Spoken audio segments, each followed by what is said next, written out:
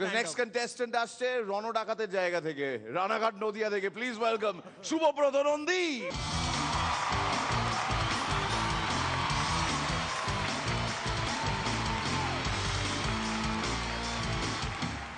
অ আ A B C D. ওই কি করছিস? অ্যাকচুয়ালি ছোটবেলা থেকেই মা বলে আসছে কষ্ট করে পড়লে নাকি সাফল্য পাওয়া যায়, সেটাই চেষ্টা করছিলাম। क्या बात।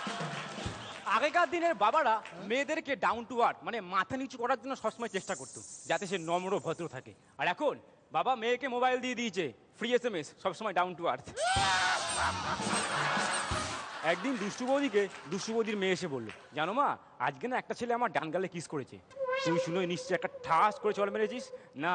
তখন না গান্ধীজির কথা মনে পড়ে গেছিল, তাই বাগালটা বাড়িয়ে দিয়েছিলাম। একদিন সিরিয়াস দা তার বন্ধু মিস্টার দাকে এসে বলল, জানিস তোর বৌদিকে কালকে বাড়ি ফেরার আগে SMS করলাম 10টার মধ্যেই বাড়ি ফিরে যাব। তবুও বাড়ি ফিরে গিয়ে দেখলাম একটা লোকের সঙ্গে গল্প করছি। আরে এত চিন্তা করার কি আছে, নিশ্চয়ই বৌদি হয়তো SMSটা পায়নি। পাড়ার মোড়ে হঠাৎ অ্যাক্সিডেন্ট, একজন পড়ে আছে। সিরিয়াস দা দৌড়তে এসে বললো, দাদা ও দাদা আপনার কি হয়েছে, আপনি ঠিক আছেন তো? অ্যাম্বুলেন্স ডাকুন।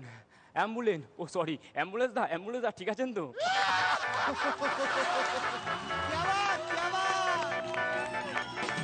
আজ আমি আপনাদের একটা টাচিং লাভ স্টোরি শোনাবো।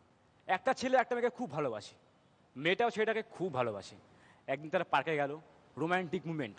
ছেলেটা মেয়েটার কাছে এসে হাতটা আলতো করে ধরলো, মেয়েটাও সেটার হাতটা আলতো করে ধরলো। সত্যি কি টাচিং লাভ স্টোরি।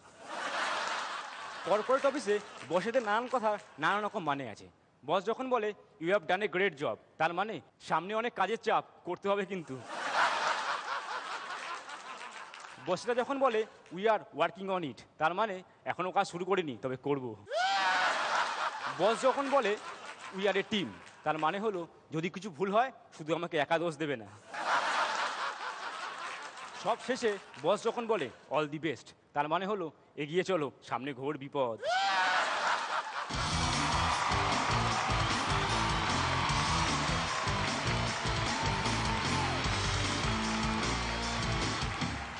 তোমার মোনালি ঠাকুরের সঙ্গে আলাপ হয়েছে? ওই যারা যারা টাচমি, তারপরে আরো অনেক কিছু। তোর নিজে ভগবানের দেওয়া দুটো হাত আছে, তুই নিজেকে ছো না রে বাবা। অন্যজনকে বলছে যারা যারা টাচমি। কেন হঠাৎ দুম করে ছুঁতে যাবো কেন? তোমাকে ওরা ছোঁবে না, কিন্তু এমন কিছু কথা বলবে যা তোমার দিলের বিভিন্ন জায়গা টাচ করবে। এই দিকটাও টাচ করতে পারে, কিন্তু যেখানেই টাচ করুক না কেন যেন তোমায় ভালোভাবে টাচ করে, এটাই আমরা চাই।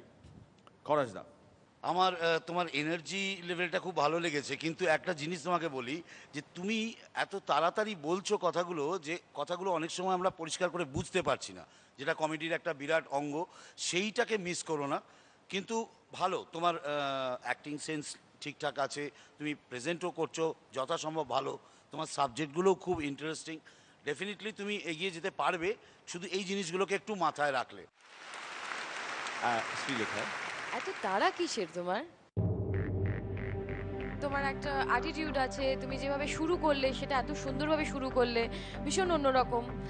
কতগুলো তো ব্রিলিয়েন্ট ছিল তোমার যোগগুলো, কিন্তু তুমি বলার ওই তাড়াহুড়োতে না, মানে একটা শেষ না হতে হতেই সেটা বুঝলাম না, আরেকটাতে তুমি দৌড়ে পালালে। আমরা এত স্পিডে তুমি চলছো, আমরা এত স্পিডে হাঁপিয়ে যাই। বয়স হচ্ছে তো, একটু ধীরে ধীরে আস্তে আস্তে যাতে বুঝতে পারি, হলে আমাদের সুবিধা হয়। রনিদা, আজকে কি তুমি একটু আন্ডার প্রিপেয়ার্ড? আন্ডার ও আমার নিজের অভিজ্ঞতায় মনে হয় প্রিপারেশন কম থাকলে বা টেনশন বেশি হলে একটা তাড়াতাড়ি বলার টেন্ডেন্সি আসে, ভয়টা কাজ করে বলে মনে হয় তাড়াতাড়ি করে বলে দিতে পারলে আমার কাজটা শেষ হয়ে গেল। আমি এর আগে তোমার ইন্ট্রোডাকশনে তোমার পারফরমেন্স দেখেছি, তোমার মধ্যে একটা বদমাইশি রয়েছে, লেখা যেটা বললো অ্যাটিটিউডও রয়েছে, এবং একজন কমেডিয়ানের জন্য এটা দরকার। কিন্তু সামহাউ আজকে খুব ইমপ্রেসিভ পারফরমেন্স হলো না। আরও কয়েকজনের বাকি রয়েছে, আমরা দেখি। একটু চাপে রইলে যদি উতরে যাও তাহলে নিশ্চয়ই আমি এক্সপেক্ট করবো এগুলো কাটিয়ে উঠতে পারবে, তোমার মেন্টাররা হেল্প করবে। All the best. লাইফে বস টেনশন নিলে কমেডি হবে না, এই কথাটা 100% বুঝে নাও। এর থেকে বেটার এক্সারসাইজ হয় না, এর থেকে বেটার লেসন হয় না। যারা তোমার সামনে বসে আছেন ওপরে বা যারা অলরেডি পারফর্ম করে গেছেন তারা প্রত্যেকেই এক্সাম্পল। এখানে কম্পিটিশন আছে বই কি, কিন্তু at the same point of time প্রত্যেকের কাছ থেকে শিখি। আজকে ওই যে অ্যাম্বুলেন্স নিয়ে যেটা তুমি বললে, সেইটার থেকে আমরা শিখলাম। অসম্ভব ভালো, excellent, super super. Mohammad Ali জীবনের 39টা বাউট হেরেছিলেন, 39টা বাউট। তারপর বাউট নাম্বার 40 থেকে বাউট নাম্বার 79 আনবিটেন, আনপ্যারালেলড। তোমার মধ্যেও সেই চ্যাম্পিয়ন রয়েছে।